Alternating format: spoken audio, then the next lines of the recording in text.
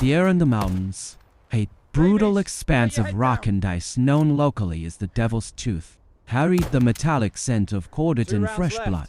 6 men of the Special Air Service lay pinned down in a rocky depression, taking fire from insurgent positions on 3 sides. Their signal specialist was already dead. Their commanding officer, Captain Blake, bleeding heavily from a shoulder wound. The nearest air support, a pair of Apache gunships, was a harrowing 20 minutes out, assuming they could even reach this remote valley. A cruel cleft carved between towering, impassive peaks. Sergeant Davies pressed his back against the cold, unforgiving stone, his mind a precise register of their dwindling resources. 12 rounds remained in his magazine, a paltry count against the overwhelming odds. The staccato chatter of Kalashnikov's a grim chorus as the insurgents closed in. They had walked into a perfectly executed ambush, a trap sprung with ruthless efficiency. Now, they were to die here, their bodies abandoned to the elements, whatever intelligence they carried destined to be stripped away by the enemy. "This is it," the wounded captain muttered, his face ashen, drained by blood loss. No way out. Then it happened. A single crack, sharp and distinct, sliced through the cacophony of automatic fire. An insurgent on the ridge above them pitched forward, falling lifelessly into the dust. Before anyone could truly process the impossible event, a second shot rang out. Another enemy combatant crumpled. Then a third. Each shot precisely placed. Each target instantly neutralized. Within 30 seconds, 8 insurgents lay dead, each felled by a single, unerring bullet to the head or center mass, fired from a position no one could identify. "Who the blazes is that?" Davies whispered, his gaze sweeping the ridgelines. A desperate search for the unseen ally. No one answered. No one knew. The remaining insurgents retreated in disarray, their shouts in Pashto filled with terror.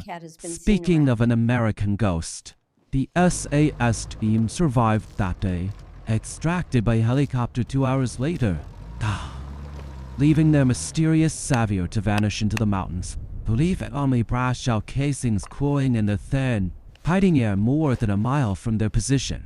The official report, a meticulously sanitized document, mentioned only that the team had successfully fought off the ambush. No mention of the impossible shots fired from extreme distance. No acknowledgement of the phantom marksman who had snatched them from the jaws of oblivion. Some stories, after all, are not meant for official reports. Colonel James Ainsworth adjusted his ward, with cap against the late autumn chill as he recounted this tale to a small gathering at the Blackwood Fell Royal British Legion Club. At 70-2, his face was a road map of creases, his skin weathered by decades of sun and wind. Yet his eyes remained startlingly sharp, missing nothing. The years since his retirement from Army Special Forces had not dulled his mind, nor his meticulously preserved memories. The lads called their guardian Angel Ghost Hawk, Ainsworth concluded, taking a slow sip of his whiskey, a decent single malt. Nobody ever figured out who it was. Official channels denied any sniper team operating in that sector. Whoever pulled those triggers saved 6 British lives that day with shots most people would consider sheer fantasy. The men around him, a collection of local veterans and villagers, nodded appreciatively. Blackwood Fell was a small, insular community nestled in the northern Pennines, where military service was common, populated largely by former servicemen and their families seeking the quiet solitude of the fells after their time in uniform. "Hell of a yarn, Jack," remarked Arthur Pendleton, the owner of the local ironmongers and a former Army Ranger. "But 3,000 meters in mountain conditions. Nobody makes those shots, not even the best in the world." Ainsworth's weathered face broke into a slight, knowing smile. "That's precisely what I thought. Sir. Until yesterday, 20 miles outside Blackwood Fell, Morgan Thornwell, gasping from another nightmare, her body rigid, the sheets soaked with sweat despite the moorland chill. Her hand automatically reached for the K-Spear combat knife on her bedside table. What's your Her background? reflex honed by instinct before her anxious mind could fully assert Still avoiding itself. my questions. Safe. Always. Penniless. Her grandmother's hill farm.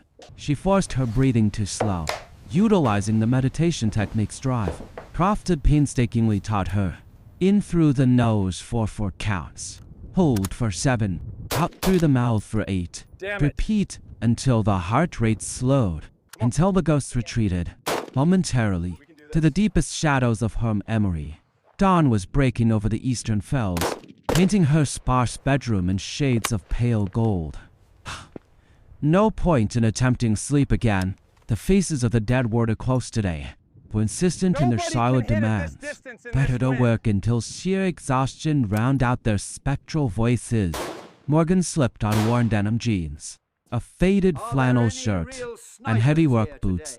That 30-5. Her body remained combat minus ready despite 3 years away from active service lean.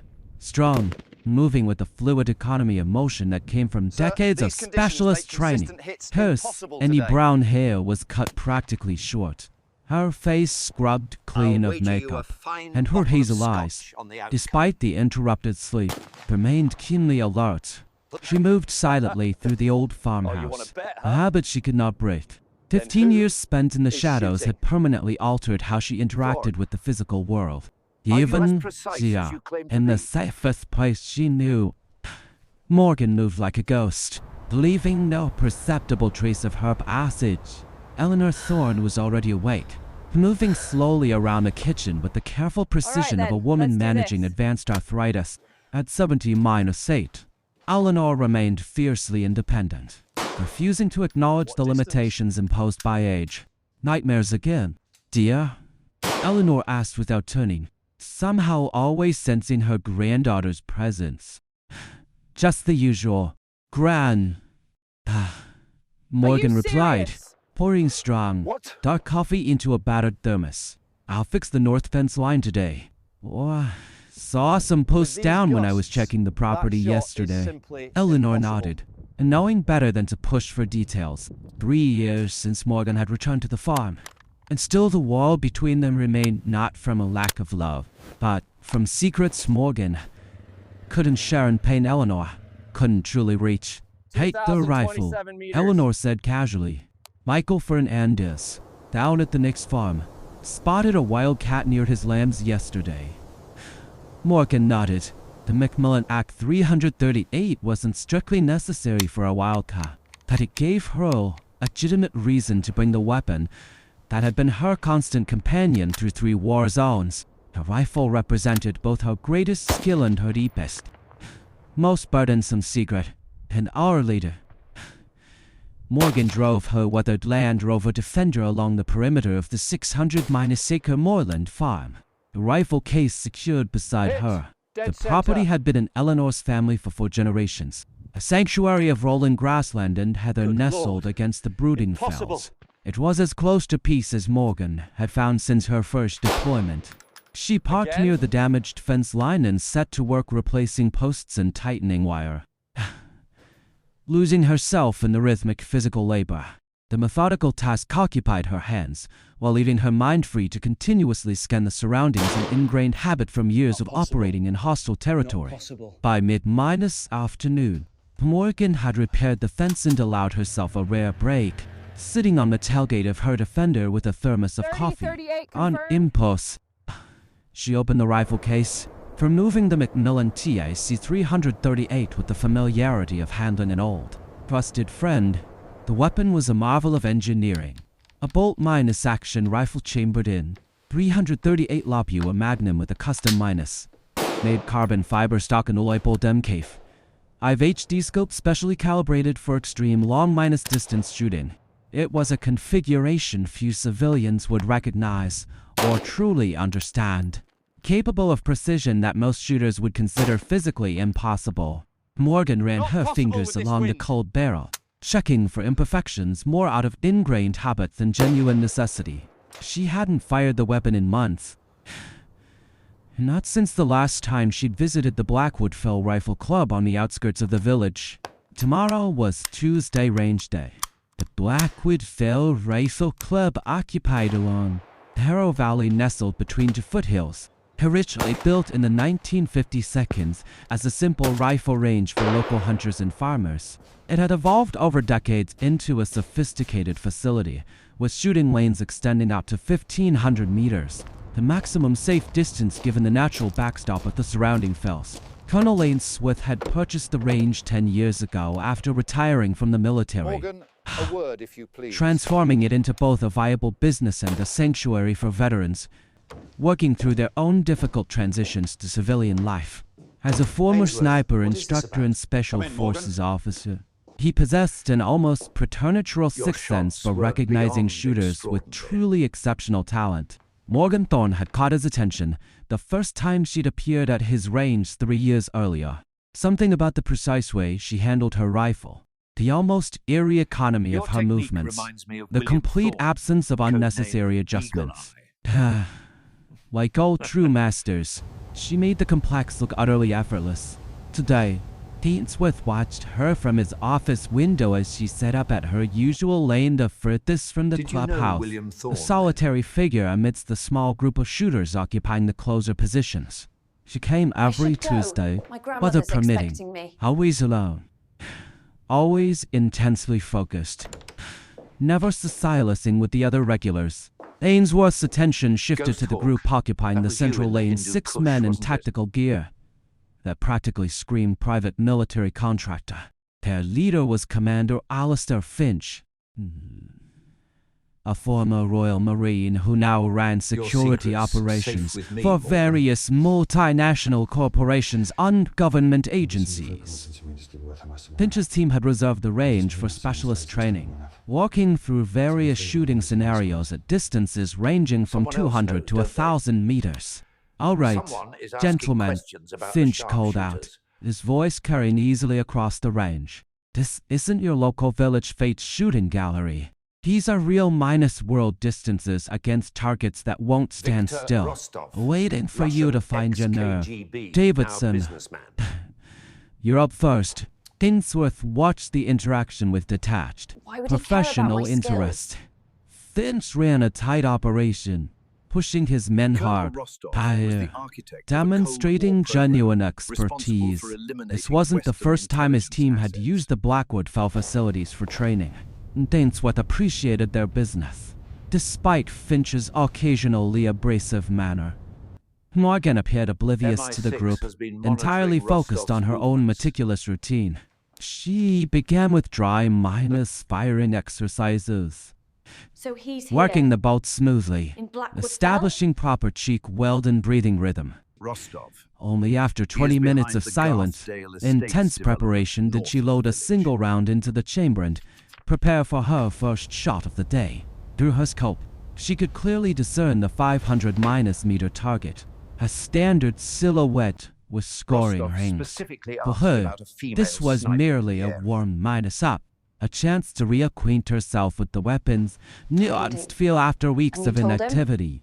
She controlled her breathing, allowing her heart rate to slow naturally, I feeling only herself mentioned a enter the quiet woman at almost the range, meditative nothing state that more. always preceded a perfect shot. The TAC 338 roar, its powerful report was enough. echoing across the range.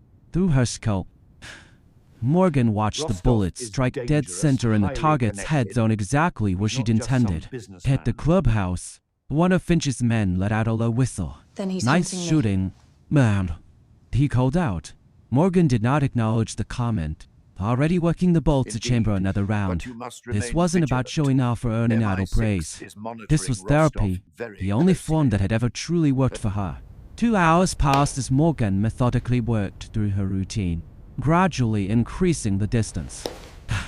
By the William time Thorne, she you see, reached the once saved my 1,000-meter life in targets, Berlin back in Finch's team had gathered to 1989. watch, It was their an own impossible practice shot. temporarily forgotten. The event to experienced shooters. Consistent precision at this range was profoundly impressive. "Mind if I take a look?" Finch asked, approaching Morgan's position with a spotting scope. She merely shrugged, neither welcoming nor explicitly rejecting his presence. Finch observed her next 3 shots, each striking within mere centimeters of the previous impact, despite discernible changes in wind conditions. But I must insist you Military are not background? safe. He asked casually, professional been curiosity evident in his tone. Not since Something Kabul. like that. Morgan replied non-committal, ghost hawk. not looking up from her rifle.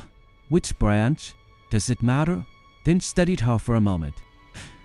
Noting the deliberate vagueness, the careful control of information, he recognized the unmistakable signs of someone with a classified background. Someone who had operated in the shadows where affiliations on specific details remained. By necessity, unspoken, this not, he conceded, turning to rejoin his team. From his position near the clubhouse, Ainsworth observed the brief interaction, noting the professional respect in Finch's posture, despite the minimal conversation. It merely confirmed his Then I'll own be ready. long-minus-held assessment of Morgan's abilities and background, adding significant weight to a theory he'd been carefully developing for months. As the afternoon progressed, Finch's team moved to the 1200-meter range, attempting shots that pushed the absolute limits of their equipment and skills. One by one, they missed the targets, their frustration growing visibly with each failed attempt. "This is impossible," David's son complained after his third Gran. consecutive Hi, miss. Gran. "Nobody can hit consistently at this loved distance coming with here, this didn't you, blasted dear? crosswind." Finch studied the wind Even flags, as a little boy. noting the variable, unpredictable troubled, my gusts, dear? creating truly challenging conditions. Adjust for the wind shifts between your position and the first ridge, he Just instructed. tired, Gran. The currents have changed direction in the valley. Davidson attempted to follow the guidance, but his next shot still missed the target completely. One by one, each team member tried and failed to connect at the extended range. After the 12th consecutive miss, Ainsworth walked to the firing line, an amused expression on his weathered face. "Gentlemen," he announced, his voice carrying loud enough for everyone on the range to hear. "We have a situation here that calls for a professional touch. Any actual snipers Rostov present is today?" dangerous, The Morgan. challenge hung in the air, met with uncomfortable silence from Finch's team. Morgan, who had been preparing to leave, paused at her vehicle, listening to the exchange. "With all due respect, Colonel," Finch responded, "these conditions are almost impossible. Variable 15-knot winds, changing air density from the altitude, mirage effect from the heated valley floor. Nobody's making consistent shots past 1,000 meters today." Ainsworth's eyes twinkled with mischief. "Try to back that up with a friendly wager. Ростов Commander захочет узнать. Finch, say 500 pounds? Finch laughed. A short, sharp sound. "Easy money, Colonel. But who exactly is going to prove me wrong?" Ainsworth turned his gaze. "Finding Morgan by Hurlin Rover. What do you say? Miss Thorne, care to show these gentlemen what real precision looks like?" Every head on the range turned toward Morgan, who stood motionless beside her vehicle. For a long, silent moment, she said nothing, weighing the sudden, unwanted attention against her deeply ingrained instinct to remain unnoticed, unseen. Finally, with a barely perceptible sigh, she retrieved her rifle case from the defender and walked back to the firing line. "What distance?" she asked quietly, her voice low and even. Ainsworth smiled. "Let's make it interesting. 2,000 meters." A murmur ran through the assembled shooters. 2,000 meters was beyond the established lanes of the range, requiring a shot to a specially placed target on the opposing fell slope. A distance few civilian shooters would ever attempt, much less truly master. must be for The the new winds are project. gusting to 20 knots between here and there. We should not just Finch dismiss protested. Rostov. Plus He elevation has always changes been a man of affecting the air questionable density. motives. Temperature I do not variances. think this is over. 2,000 meters. Morgan If it's repeated a calmly, fire. cutting him off as she meticulously set Have up you her heard rifle anything and from the beetled. village, dear? Ainsworth nodded to his assistant, who drove an ADV to place a standard silhouette target on the distant slope, confirming the exact distance with a laser Rajnifizer 2020-7 meters. Morgan took her position behind the rifle, establishing her shooting platform with methodical precision. She spent several minutes observing the environment through her scope, watching the movement of grass and trees to read the subtle wind patterns. Noting how heat distortion affected visibility at various distances. Mentally calculating bullet drop over the extreme range.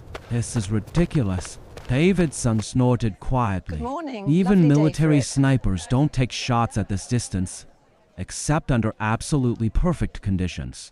Morgan ignored the commentary, lost Eleanor is at completely the in north her end of the complex market. calculations. I'm moving to At intercept. this distance, her 338 Lopu round would drop approximately 20-7 feet from barrel to target. It would take almost 3 seconds to reach its destination, during which time crosswinds could push it several feet off course. Even the Coriolis effect, the rotation of the Earth itself, would subtly influence the bullet's path. She adjusted her scope, meticulously dialing in elevation and windage based on calculations few shooters would understand, much less perform under such pressure. When she finally settled into position, the range fell completely silent. Ainsworth watched through a spotting scope, his face betraying nothing as Morgan controlled her breathing, found her natural respiratory pause, and squeezed the trigger with perfect, unwavering pressure. The TAC 330H roared its powerful report, decoying across the valley through her scope. Morgan tracked the bullet's theoretical path, waiting for the impact. At this extreme distance, the 3-second flight time felt eternal. Hit, Ainsworth announced, unable to keep the satisfaction from his Morning, voice. Morgan. Dead center. Out early Finch for rushed patrol to the again? spotting Just a quick scope, run, Grant. his disbelief Nothing to report. evident as he confirmed the impossible impact. Good Lord, he muttered. That's utterly impossible. Morgan worked the bolt, ejecting the spent casing with a fluid motion. Again, she asked quietly. Ainsworth nodded, anew, profound respect in his eyes. Make it 3,000. The assembled shooters exchanged glances of open disbelief. 3,000 meters, nearly 2 miles, was beyond the effective range of most military sniper systems. Shots at this distance weren't just difficult. They were considered virtually impossible outside laboratory conditions. Ainsworth's assistant drove further up the foul slope, placing another target and confirming the distance 3,030-8 meters. Morgan repeated her preparation process, this time spending nearly 10 minutes meticulously reading the environment before making the final adjustments to her Rostov's scope. men have At been this seen on the astonishing moor range, roads. every variable became exponentially more critical. Oh, The William. bullet would drop almost 70 feet, requiring precise calculation of gravity's effect, combined with our density at different miss him, don't elevations. And she finally fired. The silence that followed seemed to stretch into infinity. For seconds passed before Ainsworth's voice finally broke the tension. I hit 2 inches left of center. Davidson shook his head in open disbelief. That's not possible. Not with this wind. Not at that distance. Morgan stood, beginning to break down her rifle system with the same methodical precision. Without acknowledging the stunned expressions around her, she'd already drawn far more attention than she had wanted. It was time to disappear again.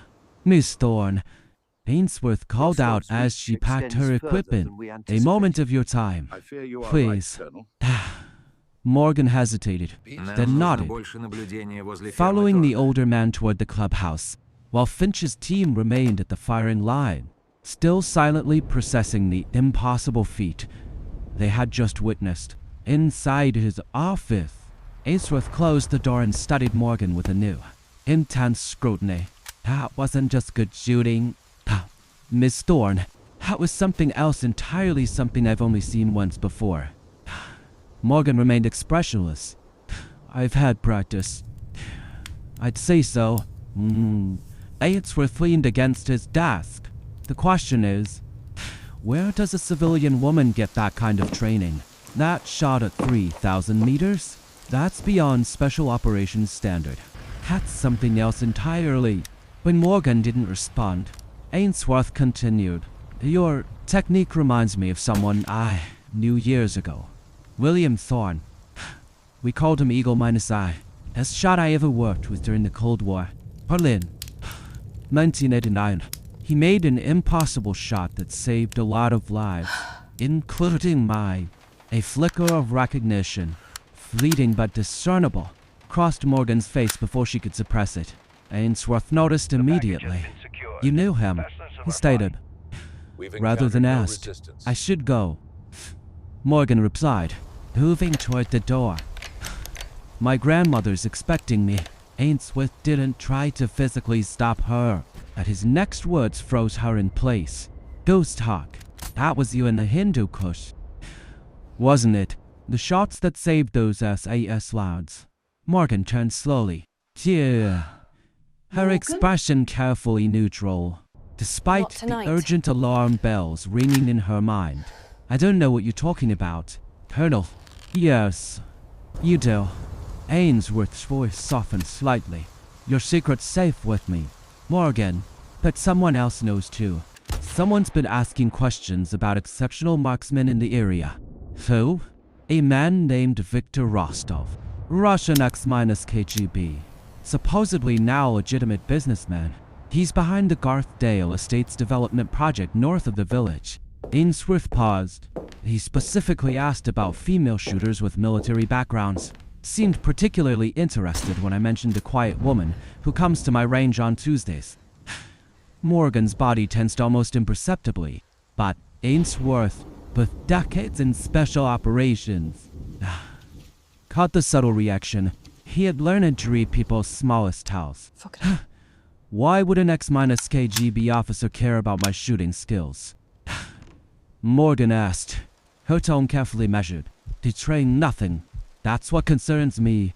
Morgan, Rostov isn't just any former Soviet operative. During the Cold War, he ran a program targeting Western intelligence assets. He's specialist in identification and elimination. Morgan absorbed this chilling information silently, her mind already analyzing potential threats and escape routes, habits that never truly disappeared. No matter how long she'd been out of the field, there's something else. Ainsworth continued. An old colleague from MI6 contacted me last week. Island Davies, counterintelligence. Said they've been monitoring Rostov's activities since